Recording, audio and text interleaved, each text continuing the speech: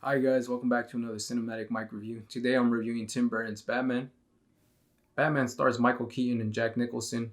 In here, it's a story about the character named Bruce Wayne, who's actually a rich guy, and in the night is actually going around dressed as a bat, fighting against crime. But in the city of Gotham that he lives in, he's going to end up being responsible for the making of one of his worst enemies, which is known as the character known as the Joker. Something I like about the movie Batman is actually the world of Gotham that Tim Burton ended up creating. There's these tall, like really architectural and stylistic design buildings, and these tall, stretched out statues around the city. And even in scenes when we know we're on the top level, we can see a statue of the face of the statue right behind the character outside the window, which you can say that the statue really goes up that high. There's also like gargoyles around and a lot of artwork into the film, which helps out. And not only that, there's also the use of the smoke. There's a use of a lot of smoke in the city of Gotham, and it's not only in the nighttime; it's actually in the daytime too throughout the whole film. So it ends up saying something about Gotham, and I think it says that this place is really cold and it's not a sanitized place. It's full of crime, and I think it's saying that this world does need someone like Batman.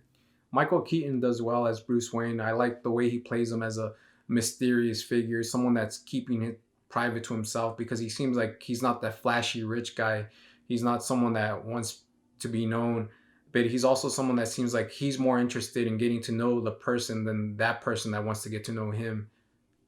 Jack Nicholson also does a good job in this film as the Joker. I like that he plays him as like a carnival Joker because he brings some kind of fun to it. Because when you think about the word Joker, you think someone that makes you laugh, and when you think about a clown, you're thinking about parties and like little toys that are from parties, and that's kind of what Joker brings to this film. And there's a scene I think even him being this Joker, his jokes actually end up showing how crazy, how psychotic he really is.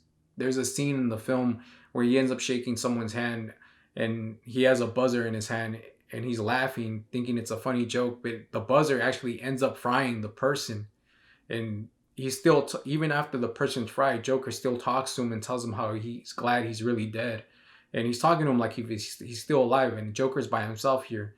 And even in this scene too, Joker ends up talking to one of his goons, and he ends up repeating something that his old boss, that was also responsible for his making, said to him.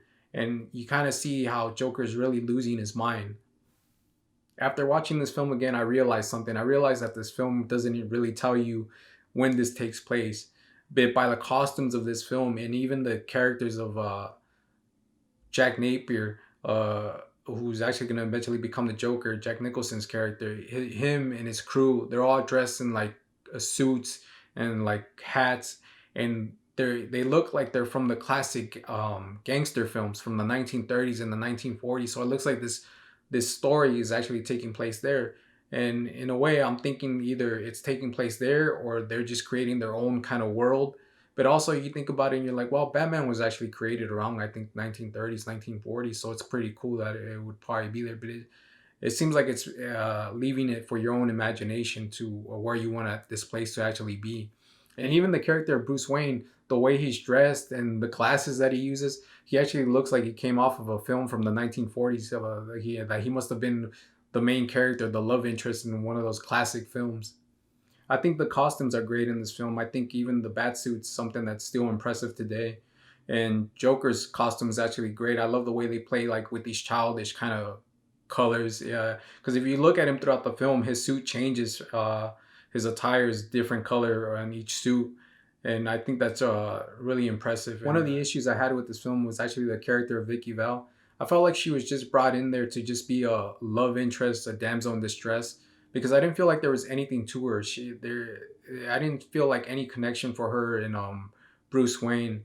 It seems like she was just some random person in this story that was kind of out of place, and I wish they would have done some good character development for her for me to actually feel something. I like Danny Elfman's score in this film. I like the score where he's where Batman's actually taking Vicky Val to the Batcave. Yeah, that's a good score. I like the score. One of my all-time favorite scores from Batman is actually the attack from the Batwing, where it's when the Joker actually shoots down the Batwing. That's one of my favorite scores from the film. I think Batman works out well because it's like an artistic vision from Tim Burton, He ends up creating a world that's only like from his imagination.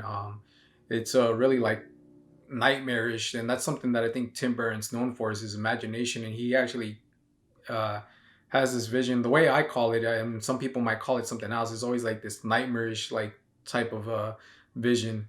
And I think that's what makes Batman a good film, and I think that's what makes it stand out is because of that. I think Batman is a good film, and I do recommend it. And if you enjoyed my video, please like and subscribe.